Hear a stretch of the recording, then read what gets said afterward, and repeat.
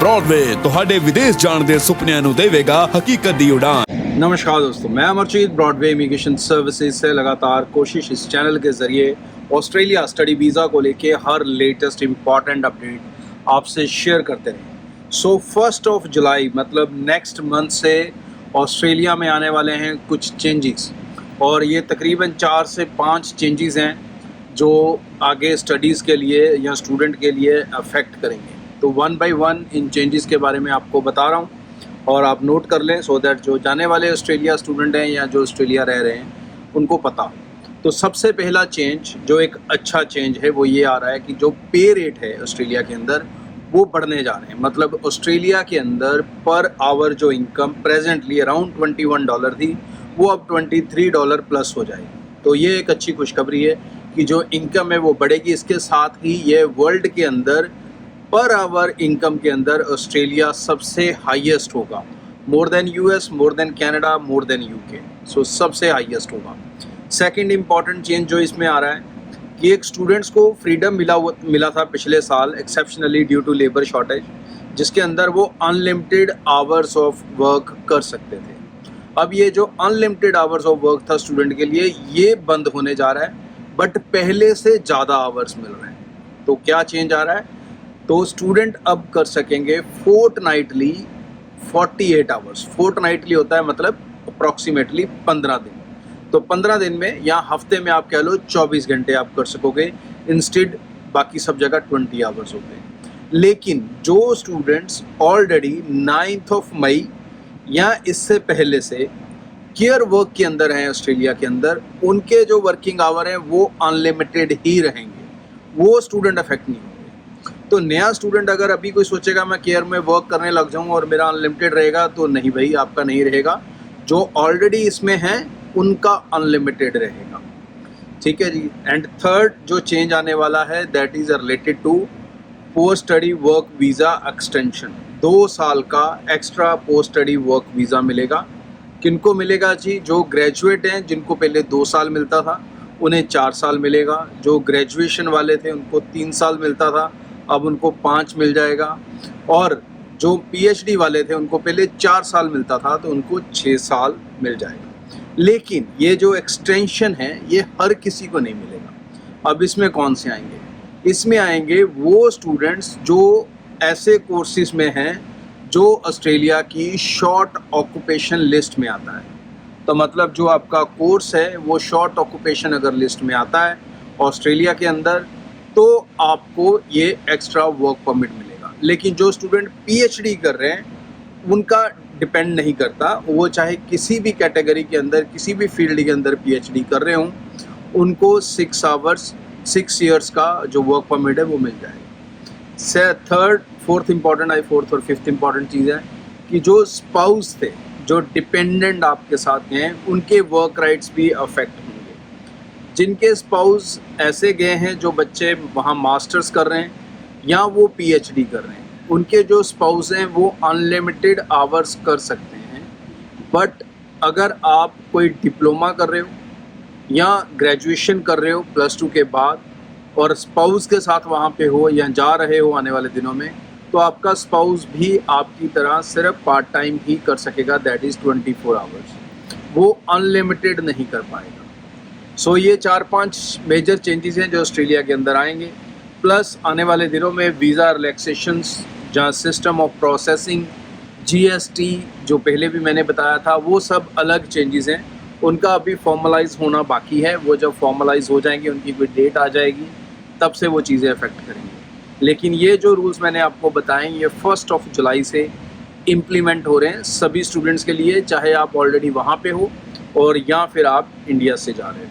तो ऑस्ट्रेलिया के अंदर जो बच्चे जाना चाहते हैं, आने वाले इंटेक्स काफ़ी शानदार रहेगा। जीएसटी के अंदर प्रोसेस बहुत फास्ट एंड स्मूथ होने वाला है। निश्चिंत और बेफिक्र होकर ब्रॉडवे टीम से आप मिल सकते हो, पूरा केस अपना चला सकते हो एक पैकेज के अंदर जहां पर आपको सारे पैसे देने हैं वीज़ा लगने के बाद। और ब्रॉडवे के ऑफिस सर्विस लेने के लिए पूरे नॉर्थ इंडिया में हैं। आप हमें गुजरात में, दिल्ली में, हरियाणा के कई शहरों में, पंजाब के कई शहरों में और जम्मू कश्मीर, इन सब जगहों पर आप हमारी टीम से मिल सकते हैं।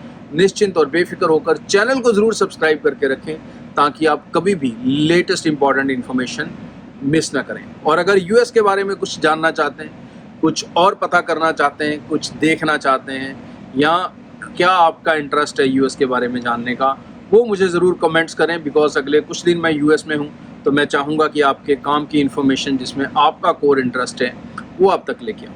Thank you. So September intake तो ये प्रिटी मच श्योर है कि बहुत शानदार रहने वाला है, और उसका कारण भी है क्योंकि लगातार रिजल्ट्स पॉजिटिव देख रहे हैं। वीज़ा ट्रेंड में कहीं पर भी किसी तरह की कोई भी परेशानी देखने को नहीं मिल रही। सेकेंडली, जो यूके के मेजर इमिग्रेशन को रोकने का जो काम था, उसके अंदर स्टूडेंट को टारगेट करने का कहीं पर भी इफेक्ट नहीं दिख रहा। ना तो उन्होंने PSW, जिसका शोर था कि वो 6 मंथ का हो जाएगा या उस पर कोई कंडीशंस आ जाएंगी, तो ऐसा कोई चेंजेस उन्होंने नहीं किए। जो उन्होंने चेंजेस किए हैं वो स्पाउस को लेके किए हैं, और उसमें भी सबसे ज़्यादा जो रोल है वो अफ्रीका ने प्ले किया है। और वहाँ से बहुत ज़्यादा, जितना स्टूडेंट आया है उतना ही स्पाउस वहाँ से आया ऑलमोस्ट। तो वो एक मेजर कंसर्न बना। सेकंड नंबर पे इंडिया था, फिर पाकिस्तान था, इस तरह से। तो कहीं ना कहीं उस चीज़ को रोकने के लिए उन्होंने स्पाउस को बंद किया। बट ऐसा नहीं है कि यूके में स्पाउस कभी भी नहीं जा पाएगा। एक तो उन्होंने टैलेंटेड जो बच्चे हैं, क्योंकि स्किल, मैं बार बार पिछले काफ़ी दिनों से आपको हर शोक्स के अंदर, चाहे कनाडा की इन्फॉर्मेशन देता हूँ, चाहे ऑस्ट्रेलिया की, चाहे यूके की, यूएस की, मैं स्किल पे लगातार आप लोगों को स्ट्रेस कर रहा हूँ। अगर आप लोग इस पॉइंट को पकड़ पाओ, आने वाला जो समय है वो स्किल का है, वो एजुकेशन का है। और इसीलिए उन्होंने उन स्किल कैटेगरीज के अंदर, अगर आप देखोगे तो PhD के अंदर उन्होंने किसी तरह की कोई रिस्ट्रिक्शन नहीं डाली। उन्होंने मास्टर्स प्रोग्राम भी अगर रिसर्च बेस्ड है तो उस पर भी स्पाउस की रिस्ट्रिक्शन नहीं है। सिमिलरली आप ऑस्ट्रेलिया में भी देखोगे, उन्होंने भी PhD के लिए जो वर्क परमिट एक्सटेंशन है वो अनकंडीशनल रखा है। सो स्किल जो मेजर फोकस्ड अब वेस्ट का है, वेस्ट का फोकस सिर्फ इमिग्रेशन लेना नहीं है, उनका फोकस्ड स्किल्ड माइग्रेशन लेना है। अब यूके के अंदर जो स्पाउस है आपके, वो कैसे जा सकेंगे 2024 में? तो 2024 में एक तो आपके जो स्पाउस हैं जी, वो रिसर्च प्रोग्राम में जो स्टूडेंट अडॉप्ट करके जाएंगे वो सेफ हैं, वो जा सकते हैं। उसमें PhD भी होती है, आपकी नॉलेज के लिए बता दूं, और कुछ MSc रिसर्च के प्रोग्राम्स भी होते हैं, तो उसके अंदर भी जा सकते हो। ऐसा नहीं है कि सिर्फ PhD में जाना है। That is a one way अगर टेक्निकली ले जाना है। सेकेंडली, क्योंकि मास्टर्स सिर्फ 1 साल की है, अब इस लॉजिक को समझो आप लोग, मास्टर्स 3 साल की नहीं है, 1 साल की। तो वो 1 साल मास्टर्स करने के बाद वो अपने वीज़ा को टायर 2 कैटेगरी में स्विच करेंगे, और स्विच करते ही वो अपने स्पाउस को बुला सकेंगे। अब जो टायर 2 में स्विच करने का समय होता है, वो ज़रूरी नहीं है 1 साल ख़त्म होने पे हो। इट डिपेंड्स, जो बंदा मास्टर्स कर रहा है, मैं आपको बता दूं, जब वो अपने सारे मॉड्यूल्स क्लियर कर जाता है और डेजिटेशन होती है एक लास्ट में, वो अपनी डेजिटेशन सबमिट कर देता है, और उसके 20 से 25 दिन बाद उसका रिजल्ट जो है वो रिलीज़ हो जाता है। तो तकरीबन जो बच्चा, कहें हम कि सितंबर इनटेक में जाएगा, या कह लो कि जनवरी से स्पाउस बंद हो रहा है, तो जो बच्चा जनवरी में जाएगा वो तकरीबन अपनी स्टडीज़ को नवंबर में या अक्टूबर में फिनिश कर देगा विद रिजल्ट। और अगर वो फिनिश कर देगा तो उसके बाद वो कभी भी अपना यूनिवर्सिटी से NOC ले सकता है कि मेरा कोर्स फिनिश हो गया। रिजल्ट चाहे आउट होने में टाइम लगे, बट मेरा कोर्स फिनिश्ड है, मैं पास हूँ, यूनिवर्सिटी ये डिक्लेयर कर देती है। डिग्रीज कुछ दिन बाद मिलती हैं, तो आप उसके बाद कभी भी अपने वीज़ा को टायर 2 में स्विच कर सकोगे, एलिजिबल रहोगे। तो मतलब आपको कोई 1.5 साल या पौने 2 साल नहीं रुकना, आपको 1 साल से भी कम ही रुकना है, कुछ महीने। सेकेंडली, जो UG वाले बच्चे हैं, अब UG वाले बच्चों का मैस यही है भाई कि मोस्टली बच्चे पढ़ते नहीं हैं जाके। दैट इज़ अ रीज़न कि उन्होंने ये रिस्ट्रिक्शन डाला है कि आप यहाँ तो सीधा आओगे और अपने वीज़ा को वर्क परमिट में नहीं बदल पाओगे, आपको अपनी स्टडी ख़त्म करनी है और उसके बाद ही आप अपने वीज़ा को वर्क परमिट में बदल सकते हो। अब इसके अंदर बच्चे क्या करें? अब इसके अंदर टेक्निकली मैं कुछ चीज़ें आपको गाइड कर रहा हूँ, सो दैट आप बेटर डिसीजंस बना सकें। यूके के अंदर आपके पास ऑप्शन होता है कि आप अपनी डिग्री को 3 साल या सेम डिग्री को 4 साल के फॉर्मेट में ले सकते हैं। 4 साल का फॉर्मेट पहले इतना ज़्यादा हम प्रमोट भी नहीं करते थे, बिकॉज बच्चा जाके वीज़ा स्विच कर सकता था, तो इट्स फाइन, उसको जब पढ़ना ही नहीं है, लेना ही वर्क परमिट है, तो उसके लिए ठीक था। लेकिन अब उसे पढ़ना है, उसे 3 साल की फीसिस निकालनी है। तो अब इसमें क्या होता है कि आपको 4 साल की डिग्री की ऑप्शन होती है। अब ये जो 4 साल की डिग्री ऑप्शन होती है, इसमें मंतर क्या है? मंतर ये है कि इसमें जो थर्ड ईयर होता है, फर्स्ट ईयर पढ़ना होता है, सेकंड ईयर पढ़ना होता है, थर्ड ईयर जो आपका तीसरा साल होगा, उसमें पढ़ाई नहीं होती, उसे कहा जाता है सैंडविच ईयर। और उसमें कोई फीस भी यूनिवर्सिटी की नहीं होती, और उसमें आपको फुल टाइम वर्क अलाउड होता है। तो मतलब आप 2 साल पढ़ो, 1 साल फुल वर्क परमिट पे रहो, फिर फोर्थ ईयर में जाके अपनी स्टडी करो। इस तरह से आप अपनी कॉस्ट को भी मैनेज कर पाते हैं, अच्छी डिग्री भी हासिल कर पाते हैं, और आपने 2 ईयर यूनिवर्सिटी में लगाए हैं तो मोस्ट लाइकली आपको सेम ट्रेड की कोई ना कोई कंपनी इंटर्नशिप लगवा देगी। लेकिन यहाँ पर ये ध्यान रखना होगा कि ये 2 साल आपको अच्छे से पढ़ना होगा, और उसमें बेस्ट तरीका क्या है कि आप 1 साल की फ़ीस देकर ही जाओ। ये इसमें कोई कोताही ना बरतो, कोई कंजूसी ना रखो, और अगर ऐसा नहीं है आपके पास बजट तो मत जाओ। बिकॉज़ जब आप स्विच ही नहीं कर सकते और 1 साल की फ़ीस अफ़ोर्ड नहीं कर सकते, तो भाई आप आगे जाके इल्लीगल हो जाओगे, जो मैं आपको सजेस्ट नहीं करूँगा। उससे बेहतर ये है कि आप ब्रॉडवे के साथ, हमारी टीम के साथ रिकंसिडर करें कि आपके प्रोफ़ाइल के लिए और कौन-सी बेस्ट कंट्रीज़ में सूटेबिलिटीज़ हो सकती है। बिकॉज़ जो बच्चा यूके जा सकेगा वो 100% यूएस के लिए भी एलिजिबल होगा। तो यही चीज़ फिर आप यूएस के लिए सोच सकते हो, अगर आपका यूके पॉसिबल नहीं हो सके इन केस। सो जो +2 वाले बच्चे हैं अब उनको पढ़ना होगा। मास्टर्स वाले बच्चों को स्पाउस को लेके बहुत ज़्यादा दिमाग के ऊपर टेंशन रखने की ज़रूरत नहीं है। It is a matter of 10 to 11 months, और उसके बाद अपने स्पाउस को आप ले जा सकेंगे। लेकिन एक चीज़ मैं ओवरऑल आप लोगों को फिर स्ट्रेस दे के बोल दूँ कि ये जो वेस्ट में आप लोग पढ़ने की सोच रहे हो, चाहे वो यूके है, चाहे ऑस्ट्रेलिया है, इवन कनाडा भी, और चाहे मैं यूएस में बैठा हूँ तो यूएस भी। भाई यूएस भी कल मैं कुछ वीडियोस दोबारा यहाँ पे बनाऊँगा। कुछ यूनिवर्सिटीज़ में I am travelling around in Chicago, तो यहाँ पर 4 से 5 यूनिवर्सिटीज़ हैं इस सिटी के अंदर। तो मेरी कोशिश है कल मैं 2-3 यूनिवर्सिटीज़ को कवर करूँ और आपको कुछ अच्छी इन्फॉर्मेशन यूएस के बारे में दूँ। ख़ासकर मैं अपने नॉर्थ इंडिया के स्टूडेंट्स को कहना चाहूँगा, जो पंजाब से हैं, हरियाणा से हैं, या जम्मू से भी हैं, और अदर नियर बाई स्टेट से हैं। भाई जब हम इतना पैसा इन्वेस्ट कर रहे हैं फ़ॉरेन जाने पे, तो ये कंट्रीज़ फुल ऑफ अपॉर्च्युनिटीज़ हैं। ये टैक्सी चलाने के लिए नहीं बनी है हमारे, ये हमारे ट्रक चलाने के लिए नहीं बनी है। इसमें कहीं ज़्यादा अपॉर्च्युनिटीज़ हैं हमारे लिए, और हम आकर यहाँ पर क्या ग्रैब करने की कोशिश कर रहे हैं।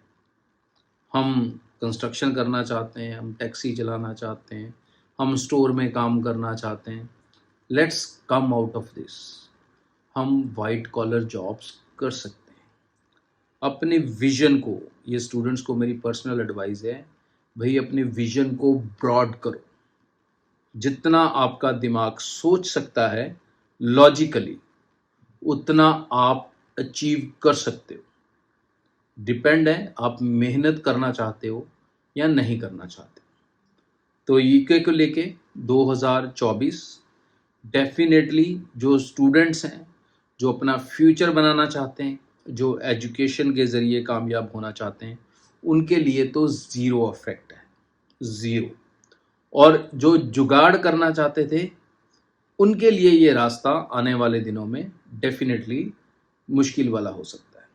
सो वो बच्चे फिर उसको अडॉप्ट ना ही करें, वो कुछ और कोशिश कर लें। लेकिन कुछ और कोशिश के अंदर भी आपको ख़ास कुछ नहीं मिलने वाला, मैं ये पहले बता दूँ।